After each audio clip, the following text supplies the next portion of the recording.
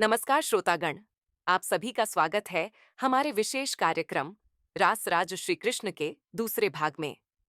इस कार्यक्रम में हम भगवान श्री कृष्ण के दिव्य जीवन, उनकी लीलाओं और उनके अद्वितीय ज्ञान की चर्चा करेंगे। जैसे ही हम इस पवित्र कथा को सुनते हैं, हमें आध्यात्मिक शांति और आनंद की प्राप्ति होती है। तो जुड़े हमारे साथ और अनुभव करें श्री कृष्ण की कथा का अद्भुत रस। आइए आरंभ करते हैं रासराज श्री कृष्ण के इस मंगलमय अध्याय को। धन्यवाद। जैसे ही हम श्री भगवान के इन पावन नामों का उच्चारण और श्रवण आरंभ करते हैं, वैसे ही हमारे लिए मुक्ति के द्वार खुलने लगते हैं। मैं इस बात को विशेष रूप से बताना चाहता हूँ कि भगवान के इन पवित्र नामों का जप कीर्तन करना, हरे कृष्ण कृष्ण कृष्ण हरे हरे, हरे राम राम राम हरे हरे, तथा श्रीमद् भागवत गीता में बताए गए सत्य को सुनना, वह श्री कृष्ण के साथ शारीरिक रूप से रहने के समान है। भगवान की लीला को नित्य नया कहा जाता है। यह प्रक्रिया अनंत काल चलती रहती है। यदि कोई व्यक्ति इस विषय को अर्थ या भाषा से भी समझे, तो इनको सुनने मात्र से वह थोड़ा धार्मिक हो जाता है। इसमें इतनी शक्ति है कि उसका जीवन पवित्र होने लगता है, भले ही वह उसका अर्थ न समझता हो। श्री कृष्ण से संबंधित दो प्रमुख ग्रंथ उपलब्ध हैं। एक प्रमुख ग्रंथ है श्रीमद् भागवतम और दूसरा है श्रीमद् भागवत गीता। इनमें से श्रीमद् भागवत गीता तो स्वयं भगवान श्री कृष्ण के द्वारा बोली गई है, अतः वह अत्यंत प्रभावशाली है। भगवान श्री कृष्ण ने अर्जुन को श्रीमद् भागवत गीता का ज्ञान कुरुक्षेत्र के युद्ध स्थल में दिया था। इसलिए कुछ लोग यह प्रश्न करते हैं कि हमें युद्ध स्थल से क्या लेना देना है।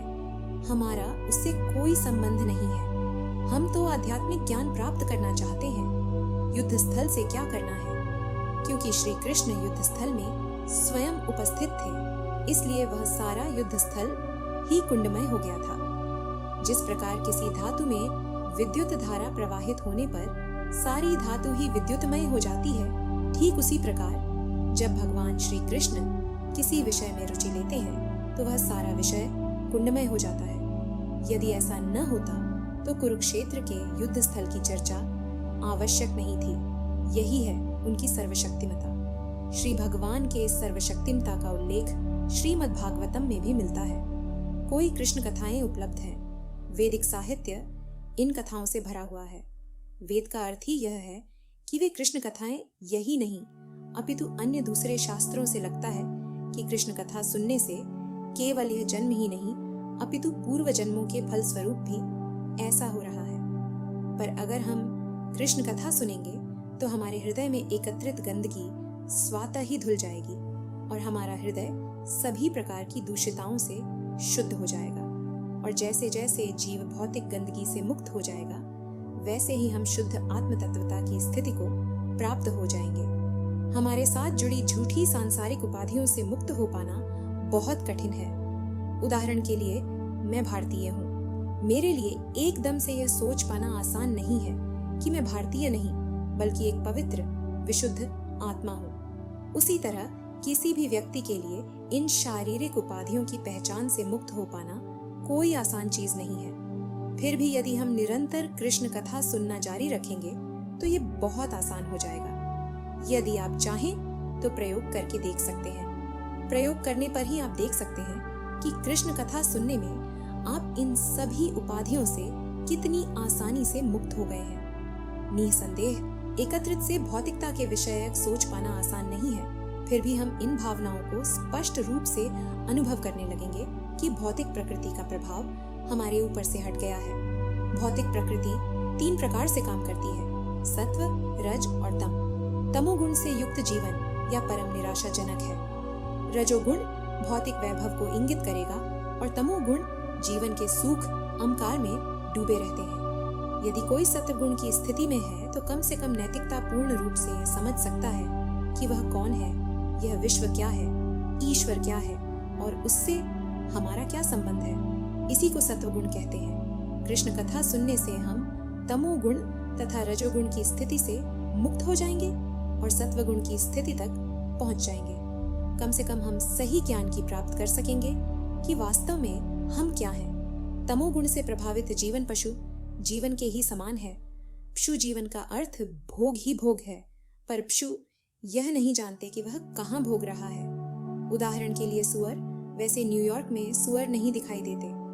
भारत के गांवों में सुअर देखे जाते हैं। कितना दुखमय जीवन है उनका। गंदे स्थान में रहता, वहां खाकर जीवन निर्वाह करना और गंदे स्थान में ही रहना। किंतु विद्या खाकर भी सुअर खुश रहता है और मादा सुअर के साथ निरंतर सहवास करता है और मोटा हो जाता है। इंद्रिय सुख जो सुअर के लिए उपलब्ध है, उसकी लालसा के कारण वह बहुत मोटा हो जाता है। इसलिए हमें चाहिए कि हम सुअर की तरह मस्त होकर भोगने में ही ना सोचें कि हम सुखी हैं। नित्य नितांत परिश्रम करके और उसके बाद थोड़ा सा गोमांस प्राप्त कर समझते हैं कि हम बहुत सुखी हैं, किंतु यह वास्तविक सुख नहीं है। श्रीमद् भागवतम में इस प्रकार के सुख की तुलसी की गई है। सुख का अर्थ है मामूल के सुख सत्व गुण से स्थिति प्राप्त करने पर ही वह समझ सकते हैं कि वास्तव सुख क्या है। यदि हम नियमित रूप कृष्ण कथा सुनेंगे तो उसका परिणाम यह होगा कि हमारे हृदय में जन जननत्व से एकत्रित गंदगी दूर हो जाएगी। इस प्रकार से हम तमोगुण और रजोगुण से हटकर सत्व गुण की स्थिति प्राप्त कर लेंगे और तब हम जीवन की सभी परिस्थितियों में सुख का अनुभव करेंगे। हम कभी उदासी महसूस नहीं करेंगे। श्रीमद् भगवत गीता के अनुसार यह हमारा ब्रह्मभूत स्थिति सत्व गुण की सर्वोत्तम स्थिति है। वेद हमें सिखाते हैं हम पदार्थ नहीं ब्रह्म हैं। श्री शंकराचार्य ने इस वेद वाक्य को सारा संसार में प्रचारित किया। हम पदार्थ नहीं हैं, हम ब्रह्म हैं, आत्मा है।